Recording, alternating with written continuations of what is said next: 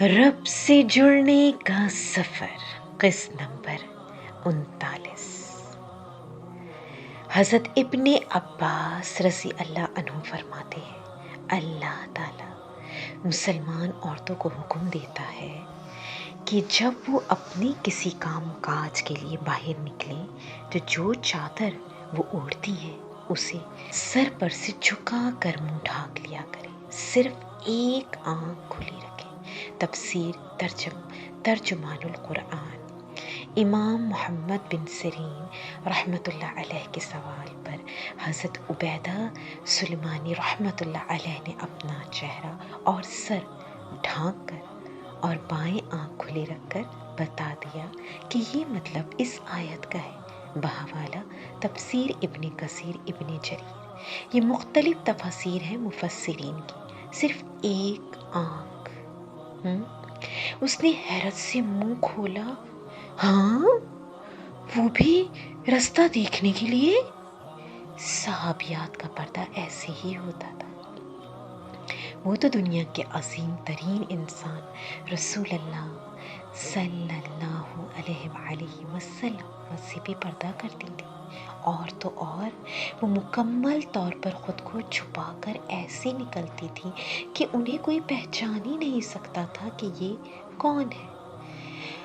ओह, तो फिर ये क्या बात हुई इस आयत में कि वो पहचान ली जाएंगी? सुनैशा ने उलझते हुए पूछा।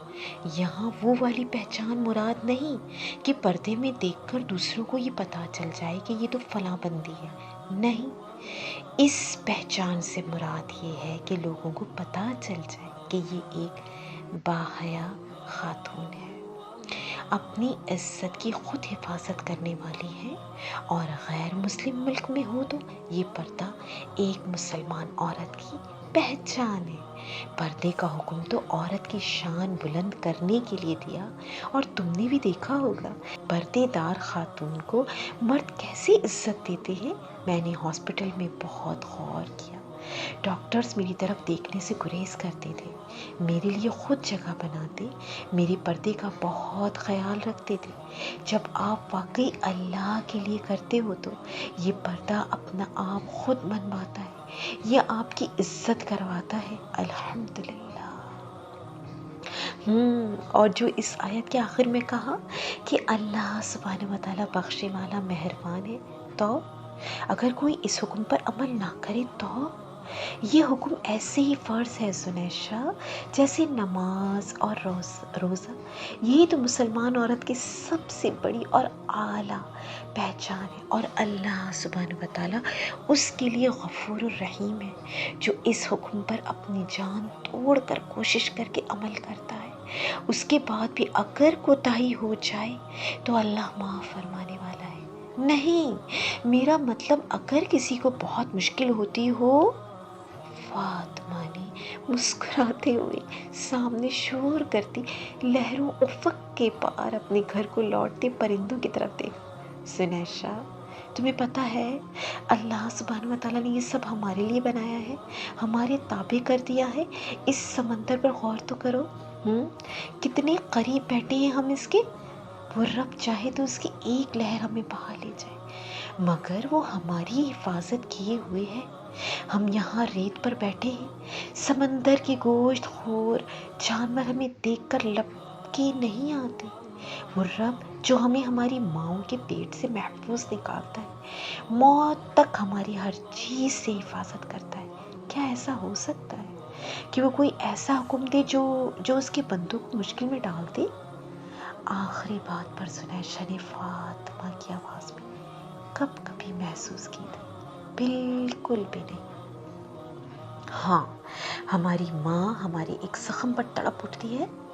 मैं मम्मा को देखती हूँ ना, मेरी बीमारी के बाद मम्मा दिन ब दिन कमज़ोर होती जा रही है। उनके लहजे का दर्द मेरे दिल को ठेस पहुँचाता है। ये उनकी मोहब्बत है, मगर मेरा और तुम्हारा रब हमारी माँओं से भी बढ़कर मोहब्बत करता है। सुनैशा, वो मेरे दर्द पर, वो मेरी अज़ियत पर क्या ऐसे ही इग्नोर कर देता होगा मुझे? बिल्कुल भी नहीं सुनैशा, बिल्कुल भी नहीं। اس کی محبت تو لامحدود ہے۔ میں تو کہتی ہوں 70 ماؤں سے زیادہ کا لفظ استعمال کرنا تو اس کی محبت کو محدود کرنا ہے۔ وہ رب جو ہم سے اتنی محبت کرتا ہے وہ کیسے ہمیں مشکل میں ڈال سکتا ہے؟ نظریں مسلسل آسمانوں پر جمی تھی، آنسو نکل کر نقاب میں چھپے چہرے پر بھی بہہ گئے۔ یہ مشکل نہیں ہے، بس ہمارے اندر کی مشکل ہوتی ہے، ہمارے نفس کی مشکل ہوتی ہے۔ ہمیں لوگوں کی مخالفت مول لینے سے ڈر لگتا ہے۔ تم دیکھو، کیا ہم اپنی دنیا یا اپنی پسند ناپسند یا کیریئر کے بارے میں لوگوں کی پرواہ کرتے ہیں؟ تب تو ہم اتنے آرام سے کہہ دیتے ہیں آئی ڈونٹ کیئر۔ تو یہاں کیوں نہیں؟ میں اللہ سبحانہ و تعالیٰ کے حکم پر عمل کر رہی ہوں، میں جہنم سے بچنے کی کوشش کر رہی ہوں، میں جنت الفردوس پانے کی کوشش کر رہی ہوں، میں اللہ سبحانہ و تعالیٰ کو راضی کرنا چاہتی ہوں۔ لوگ میری مخالفت کریں تو آئی ڈونٹ کیئر۔ لوگ فرشتے ہیں، خدا ہے، کیا ہے؟ ان کے معیار پہ کیوں خود کو اتارا جائے؟ کیا میری فیملی یا معاشرہ میری قبر میں جائے گا؟ کیا یہ کل مجھے جہنم سے بچانے میں مدد کرے گا؟ بالکل بھی نہیں زنیشہ۔ بس ہمیں خود کے ساتھ خود سچا ہونے کی ضرورت ہے، خود اپنی آخرت کو سیریس لینے کی ضرورت ہے۔ تم ٹھیک کہہ رہی ہو فاطمہ، مگر مجھے ڈر لگتا ہے۔ جیسے تمہیں اتنا کچھ سننے کو ملتا تھا، تم پر اتنا ظلم کیا گیا، میں کیسے برداشت کر سکتی ہوں؟ ظلم؟ ہاں ہاں ہاں ہاں ہاں سنیشا میری جان، یہ ظلم نہیں تھا، یہ تو میری استقامت کی آزمائش تھی۔ کیا مطلب؟ مطلب یہ کہ یہ تو اصل سے اللہ سبحانہ و تعالیٰ کی سنت رہی۔ جو اللہ سبحانہ و تعالیٰ کا بنتا ہے، اللہ سبحانہ و تعالیٰ اسے ٹھوک بجا کر تو دیکھتے ہیں کہ بس خالی خولی دعوے ہی ہیں یا واقعی یہ اپنے عزم میں سچا ہے۔ تو یہ مختلف آزمائشیں کبھی اندر نفس کی تنگی سے تو آس پاس کے لوگوں کی مخالفت کی شکل میں آتی ہیں، تاکہ اللہ سبحانہ و تعالیٰ دیکھ لیں کہ بندہ سخت حالات میں بھی جمع رہتا ہے یا نہیں، اللہ سبحانہ و تعالیٰ سے اس کی محبت سچی ہے یا نہیں۔ انہی سختیوں ہی میں تو ایمان دلوں میں مضبوطی سے جڑ پکڑتا ہے، یہی سختیاں ہی تو رب سے مزید گہرا تعلق قائم کرتی ہیں۔ اب وہ مسکرا کر آسمان کو دیکھتے ہوئے محبت بھرے لہجے میں کہے جا رہی تھی، زنیشا کچھ سمجھ نہیں آتا تھا کہ وہ کیسی لڑکی ہے۔ لمحہ پہلے اس کی آنکھیں بہہ رہی تھیں اور اب وہ مسکرا رہی ہے۔ کیا اللہ سبحانہ و تعالیٰ کی محبت ایسی ہوتی ہے؟ سنا تھا ہم نے لوگوں سے، محبت چیز ایسی ہے چھپائے چھپ نہیں سکتی، یہ آنکھوں میں چمکتی ہے، یہ چہروں پر دمکتی ہے، یہ لہجوں میں جھلکتی ہے، دلوں تک کو گھلاتی ہے، لہو ایندھن بناتی ہے۔ احسن عزیز، تم دعا کرنا کہ جب تم واپس آؤ تو میں بھی تمہاری طرح ایسے ہی مکمل پردے میں تمہیں ایئرپورٹ سے ریسیو کرنے آؤں۔ تم دعا کرنا کہ اللہ سبحانہ و تعالیٰ مجھے بھی توفیق دے دے۔ فلائٹ کا ٹائم ہونے والا تھا، حیدر اور سنیشا انہیں ایئرپورٹ پر الوداع کے لیے ساتھ آئے تھے۔ توفیق کا دروازہ طلب کی کھٹکھٹاہٹ سے کھلتا ہے۔ تم طلب اور تڑپ سچی کر لو، عزم کر کے کھڑی ہو جاؤ، توفیق بھی مل جائے گی، راستے بھی کھل جائیں گے۔ اس نے پیار سے سنیشا کے گال کو تھپکتے ہوئے کہا، اپنا بہت خیال رکھنا، میں تمہیں بہت یاد کروں گی۔ شادی کے بعد ان 2 مہینوں میں جو وقت میں نے تمہارے ساتھ گزارا میری زندگی میں بہت اہم ہے۔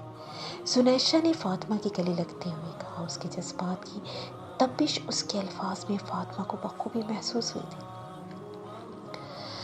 دونوں کافی دیر خاموشی سے ایک دوسرے کے گلے لگیں، ایک دوسرے کا لمس محفوظ کرتی رہیں۔